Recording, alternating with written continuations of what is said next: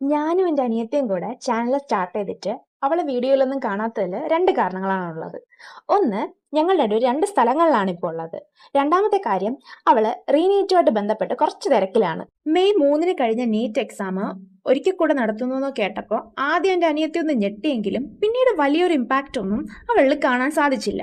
അപ്പോൾ ഒരു കൗതുകത്തിന് ഞാൻ അവളോട് ചോദിച്ചു, എക്സാം വീണ്ടും നടത്തുന്നതിൽ നിനക്ക് വേറെ സങ്കടവും കാര്യങ്ങളൊന്നും ഇല്ലേ? അപ്പൊ അവൾ എന്നോട് പറഞ്ഞു, എനിക്കങ്ങനെ വലിയ ബുദ്ധിമുട്ടൊന്നും ഇല്ല, പക്ഷേ എനിക്കിപ്പോ എക്സാമിന് പഠിക്കാൻ എടുക്കുമ്പോൾ ഉറക്കം വരുന്നു എന്നുള്ളത്. തമാശയായിട്ടാണ് അവളത് പറഞ്ഞതെങ്കിലും അവൾക്കുണ്ടായ ഒരു ബുദ്ധിമുട്ടാണ്, അല്ലെങ്കിൽ അവൾക്ക് റീനീറ്റ് നൽകിയ ഇമ്പാക്റ്റ് ആണ് അതെന്ന് മനസ്സിലാക്കാൻ എനിക്കധികം സമയമൊന്നും വേണ്ടി വന്നില്ല.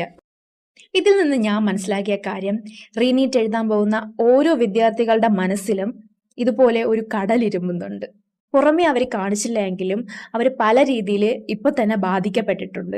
സോ പാരൻസ് എന്നുള്ള നിലയിൽ നമുക്ക് ചെയ്യാൻ പറ്റുന്ന ഒരേ ഒരു കാര്യമുള്ളൂ, കൂടെ നിന്ന് അവരെ സപ്പോർട്ട് ചെയ്യുക, അവരുടെ വിഷമങ്ങളെ മനസ്സിലാക്കുക. പുറമേ ചിരിക്കുന്നുണ്ടെങ്കിലും അവരുടെ ഉള്ളിൽ ഒരുപാട് സങ്കടമുണ്ട്. സോ അവരെ നമുക്ക് ഒപ്പം നിന്ന് സപ്പോർട്ട് ചെയ്യാം. താങ്ക്